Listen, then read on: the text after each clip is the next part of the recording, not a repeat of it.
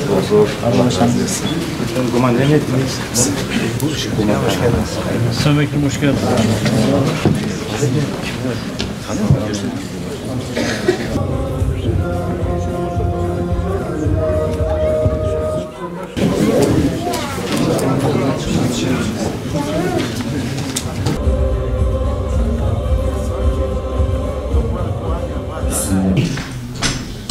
Sayın Genel Başkan Yardımcım, Sayın Milletvekili ve mali raporunun okunması maddelerimiz kaldı. Bir de seçimler kaldı.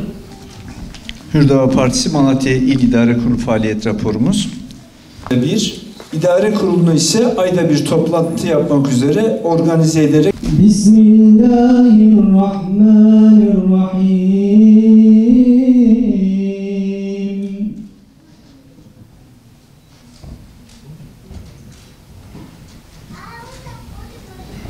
İnna fetahna leke fethan mubina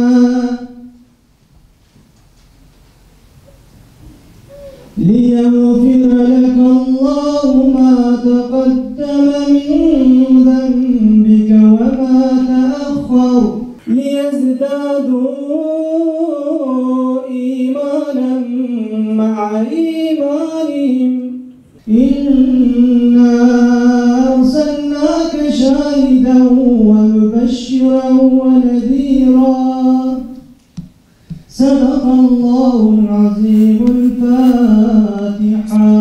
Bismillahirrahmanirrahim. Hepiniz hoş geldiniz. Her ne kadar buruk günlerde kongremizi yapma mecburiyetinde kaldıysak da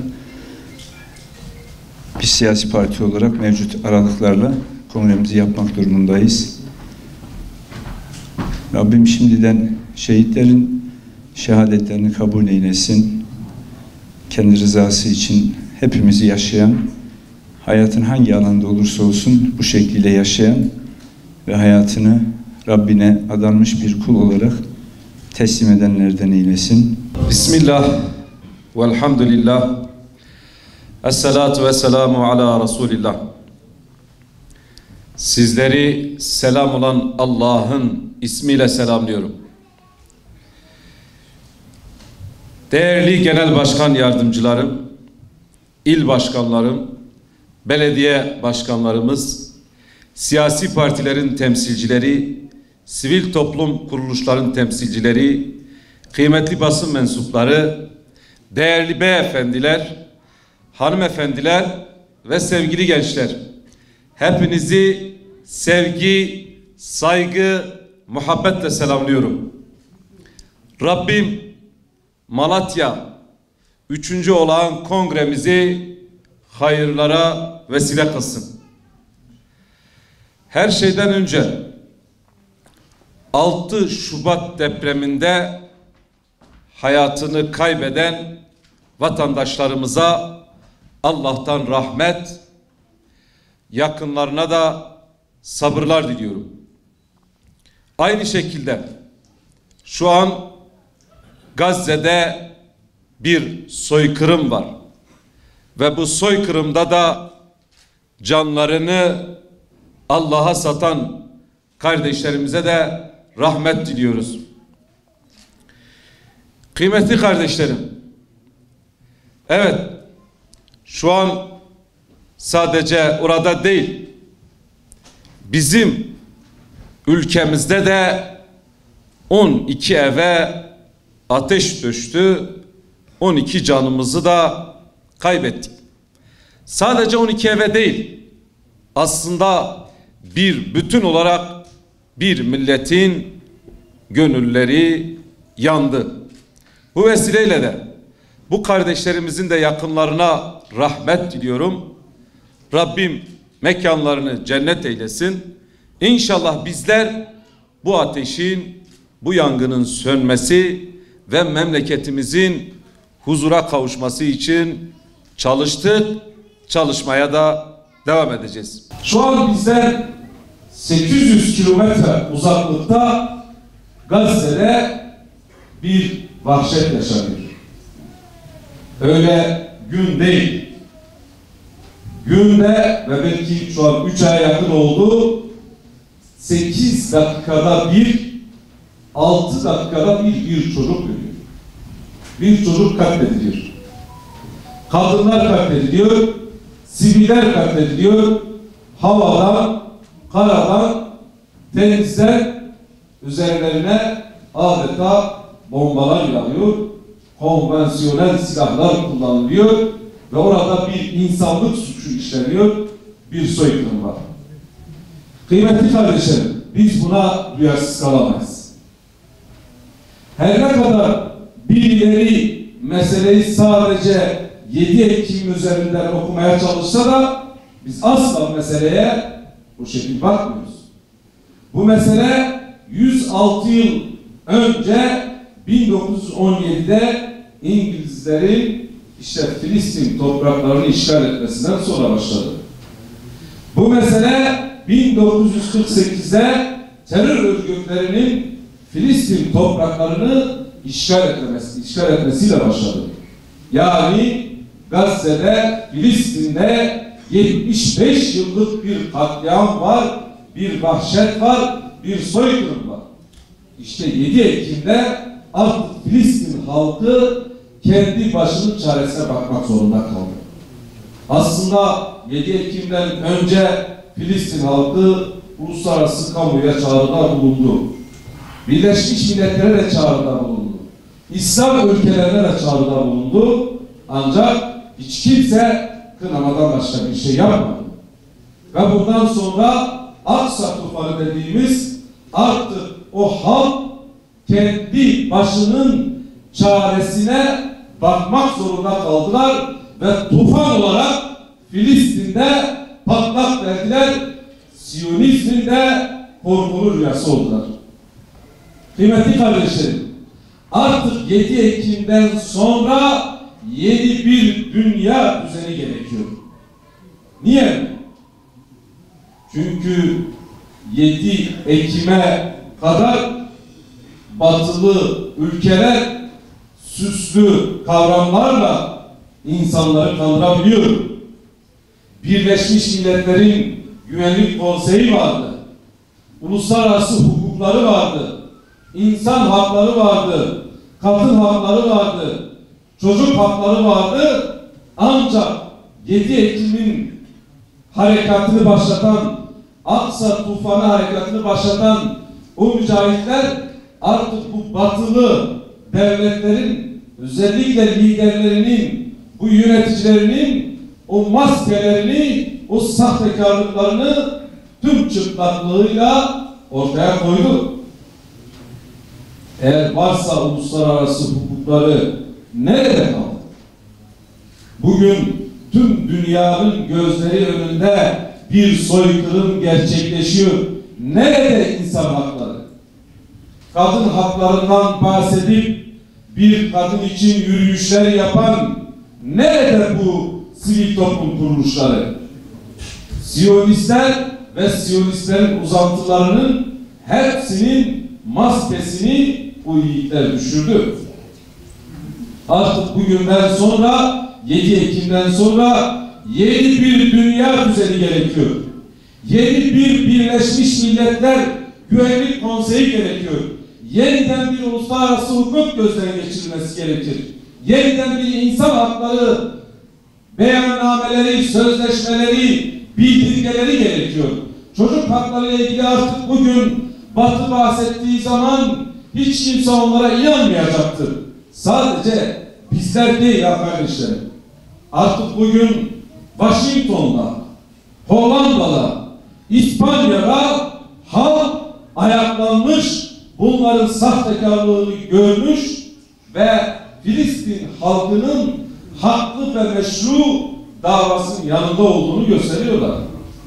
Bakmayın bazı İslam ülkelerinin zillet içerisinden debelenmesine.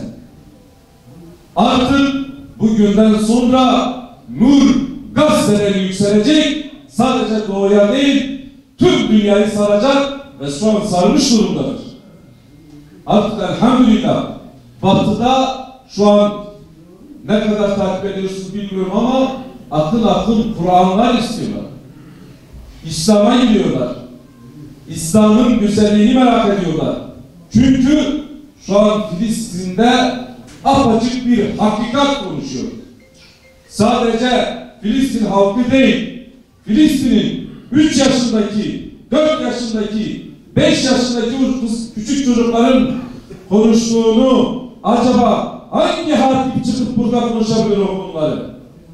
Bu mesajları hangisi verir?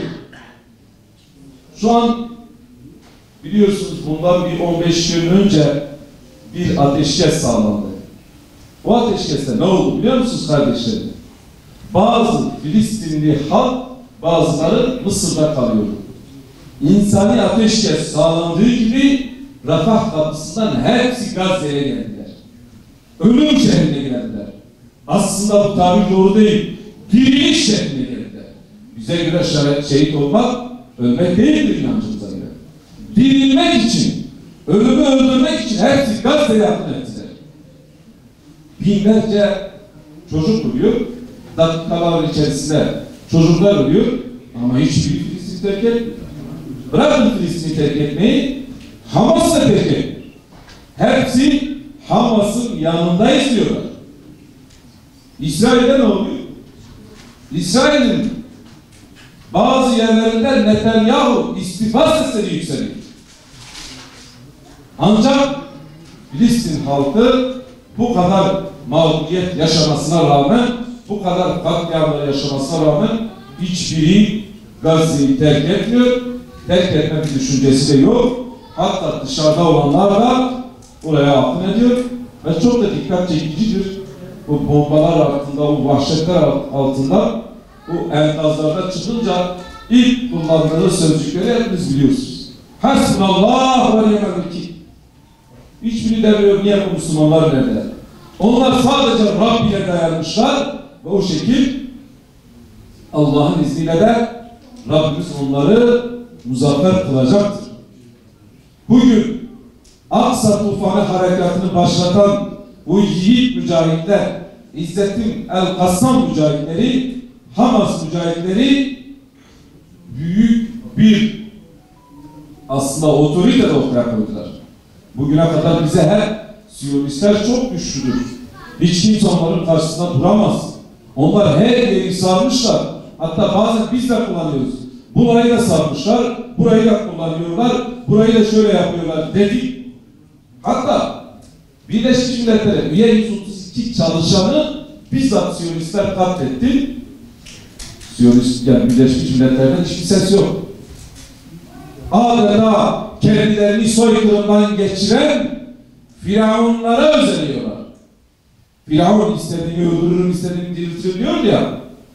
Aynı o şekilde davranıyorlar. Ama derken zamanın Musa'sı Ebu Ubeyde çıktı. Siyonizmin putunu yerle yeksan etti. Hiç kimse karşısında duramadı. ABD'siyle, Fransa'sıyla, İngiltere'siyle, Avrupa'sıyla hepsinin bu büyük bu Siyonizmin putunu yerle yeksan etti elhamdülillah. Ve buradan da Ebu Ubeyde gibi yiğitlere ve ona da selam olsun diyoruz. Kıymetli kardeşlerim, onlar görevini yaptı ama bizden de bir şey istiyorlar. Biz bugün bu salonda bunu konuşuyorsak bir amacımız vardır. Öylesine değil. Bize bulunduğumuz her ortamda Kudüs davasını ve Kudüs bilincini oluşturmaya devam edeceğiz. Kudüs'ü sahiplenenler aziz olacaktır.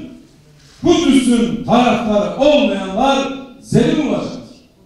Zaten Kudüs davasını savunmak için, Filistin halkını savunmak için özgür olmak lazım. Eğer bugün biz Filistin davasının yanında duruyorsak demek ki biz Siyonizmin kölesi değiliz. Eğer birileri Kudüs davasını sahiplenmiyorsa bir şekil Siyonizmin kölesi olmuş, Siyonizmin esaretindedir. Bir kadın enkaz altında çıkarken şöyle bir cümle kullanıyor. Filistin değil diyor, dünya esaret altında, dünya işgal altında, Filistin işgal altında değildir diyor. eğer dünya Siyonizmin işgali altında değilse, insan hakları olarak kadın hakları, çocuk haklarından bahsedenler buna bir müdahale ederlerdi. Demek ki işgal altında oldukları için ses yapıyorlar. Kıymetli kardeşlerim, her platformda söylediğimiz gibi burada yine çağrımızı yineliyoruz. Biz diyoruz ki Kudüs davası bizim namusumuzdur ve buna sahip çıkmak zorundayız. İslam ülkeleri ne zaman Kudüs'ü özgürleştirmişlerse o zaman dünya özgürleşmiş. Ne zaman Kudüs esaret altına kalmışsa dünya da esaret altında kalmıştır. Bu vesileyle diyoruz ki bu soykırımdan geçirilen Gazze'li halka acil bir şekilde insani yardım ulaştırılmalıdır. Ve Filistin'de o soykırımın müsebbibi olan Amerika'nın üsleri, işte Malatya'da olan Kürecik ve Adana'da olan İncirlik, şu an dünyanın her yerinde 800'e yakın üsleri var ama en azından bizim ülkemizde bu üsler bir an önce kapatılmalıdır. Terör şebekesi icra ediyoruz değil mi? Terör şebekesiyle ticaret yapılır mı? Yapılmaz. Terör şebekesiyle ticaret yaparsan yardım yataklı olur terörde. Terör şebekesiyle biz diyoruz ki ticari ilişkilerimizi keselim. Ekonomik, askeri ne kadar ilişkiler varsa bir an önce kesilmeli ve o bir devlet olarak tanınmamalıdır. Bu yönüyle bize de düşen bir diğer durum terör şebekesi olduğu için terör şebekesinin ne Cumhurbaşkanı olur, ne elçisi olur, ne onunla ticaret olur. Bir an önce de biz de artık elçimizi onlardan çekip ve onların elçisini de sınırsız bir şekilde, süresiz bir şekilde sınır dışı etmeliyiz diyoruz. Dünya halkları, İslam ülkelerinde çağrımız da hiçbir şey yapamıyorsanız, bunlar zaten bir terör devleti, hiçbir şey yapamıyorsanız bari elçinizi onlardan geri çekin. Mısır, Lübnan, Suriye, Ürdün ülkelerin halkına da basın vesilesiyle çağrımız şudur: tüm halklar bir sınırlara akıl etsinler, bir yolunu bulup bu ablukanın kaldırılması ve bir şekilde bu Filistinli kardeşlerimize insani yardımı ulaştırmalıyız. Kıymetli kardeşlerim, tabi bununla birlikte yani Malatya'mızda büyük acılar yaşadı. 6 Şubat depremi her ne kadar 11 ili yani 14 milyon vatandaşımızı ilgilendirse de diyecek, dolaylı olarak 85 milyon vatandaşımız bundan etkilendi. Ancak deprem sürecinde de biz Hüdapar olarak genel merkezimiz de olsun, il başkanlarımız, teşkilatlarımız, gençlik kolları, kadın kolları, tüm teşkilatlarımızla her zaman ana gündemimiz yine deprem konusuydu. Bu konuda ne yapabiliriz? Bu süreçte de ben Diyarbakır İl Başkanıydım. Diyarbakır'da da deprem oldu. Orada 414 vatandaşımız kaybettik. Rabbim onlara da rahmet etsin. Malatya'da vefat eden kardeşlerimize de rahmet etsin. Ona rağmen biz Türkiye'nin işte 11 ilimizde nerede deprem varsa organize olduk ve her zaman bu depremzede kardeşlerimizin yanında yer aldık. Bu süreçte Diyarbakır'ı rayına oturduğumuz gibi aynı şekilde il başkanlığı olarak da gelip burada ziyaretler yaptık. Konteyner kentleri ziyaret ettik. Onların eksikliklerini fark ettik. Bazı yetkili arkadaşlarımız da burada, başkanlarımızla. Onlara da ilettik, görüştük. Valilikle de görüştük. Bizim amacımız bu sorunların çözümüdür. Aynı şekilde parti sözcümüz de burada. Onunla beraber de yine bu ziyaretler gerçekleştirdik.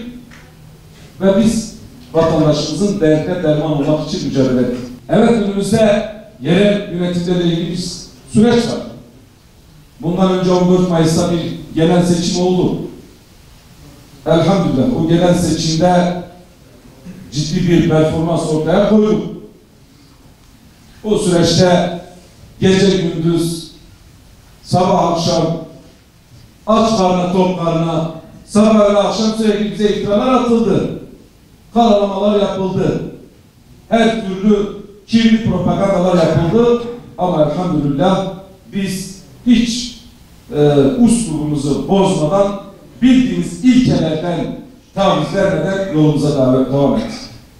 Ve izlediğimiz strateji sonucu elhamdülillah 4 vekilimizle seçime girdik. Belki hiçbir partide böyle bir şey olmamış. %100 kazandı. 4'te 4 girdiğimiz yerde elhamdülillah kardeşlerimiz vekil oldu. Ve o zaman hep şunu söylüyorduk. Mecliste söyleyecek sözümüz var diye. Allah'a hamdolsun. Bugün artık o gündür mecliste söyleyecek sözümüz var. Hiçbir kınayıcının kınamasından korkmadan bildiğimiz hakikatleri orada haykırmaya devam edeceğiz.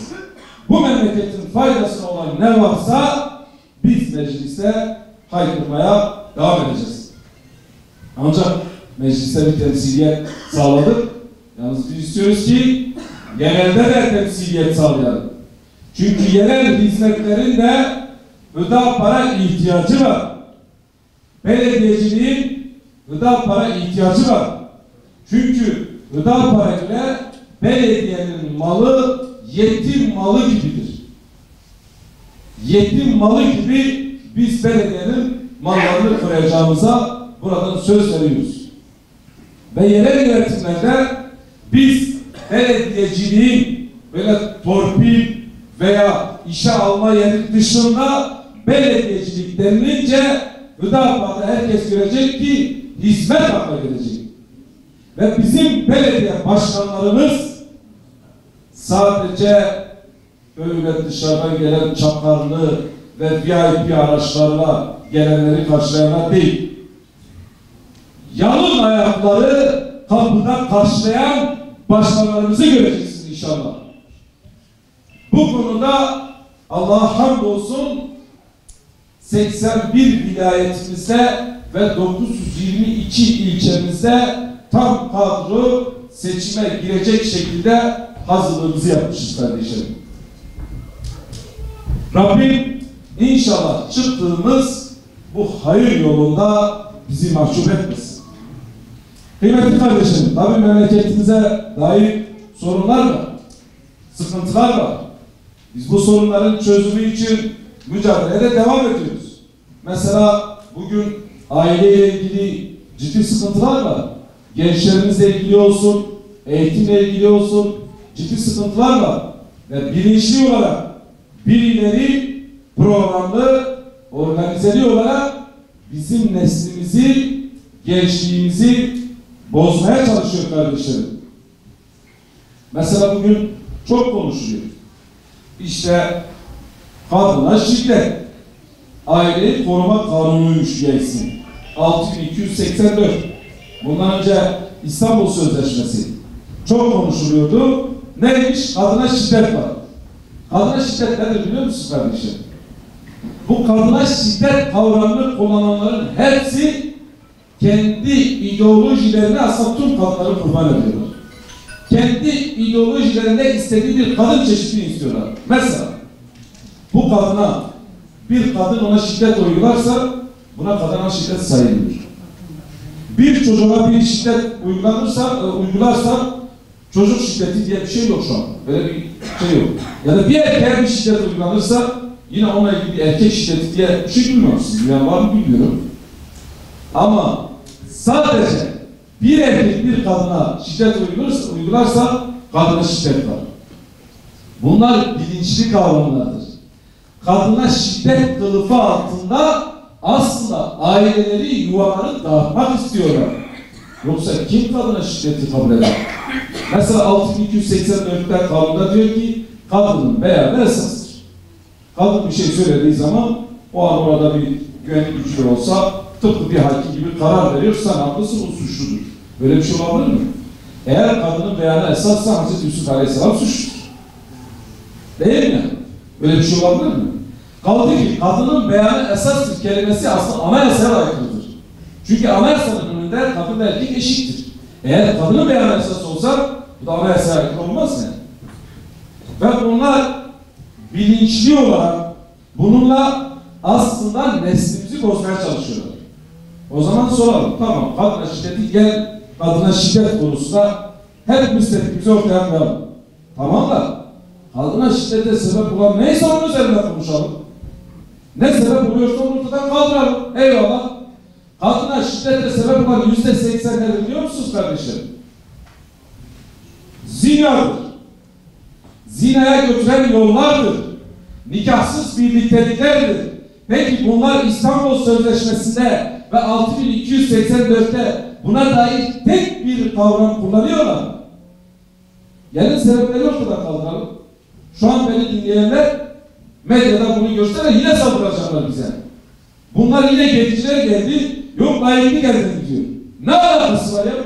Gelin, okumuş insan olarak böyle iki kelimeyi bir araya getirir bunu anlamazsın. Eğer zina kadına şiddete sebep oluyorsa, nikahsız birliktelikler eğer kadına şiddete sebep oluyorsa ya da aldatmalar kadına şiddete sebep oluyorsa gelin bunlara bir yaptırım yapın. Ne diyoruz? Zina suç sayılmalıdır. Hüdapar'ın iktidarında zina işleyenler cezalandırılacaktır.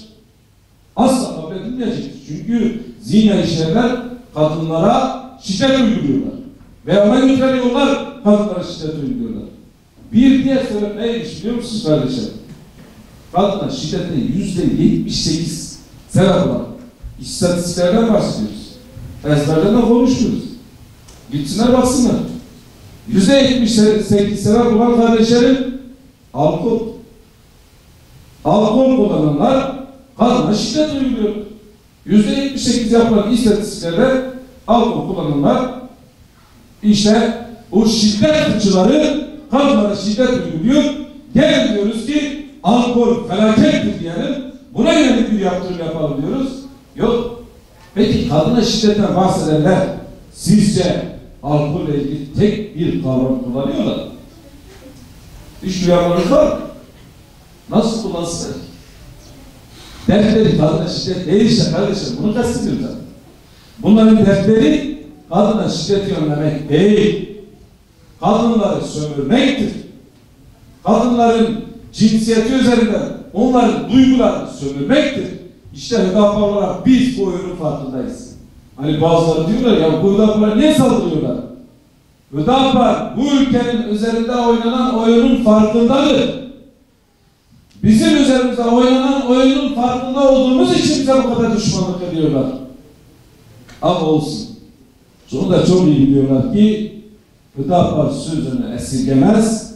Hiçbir şekilde onların karşısında boyun eğmez. Sadece ve sadece yerin ve göğün sahibi olan Allah Tebareke ve Teala ne diyorsa o şekilde bir yaşantısını sürdürür ve verdiği tüm mücadeleyi de Rabbimizin bize yüklediği bir mesuliyet bilinciyle, bir ibadet bilinciyle yapıyoruz.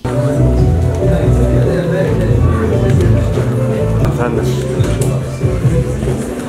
Tamam, geliyorum.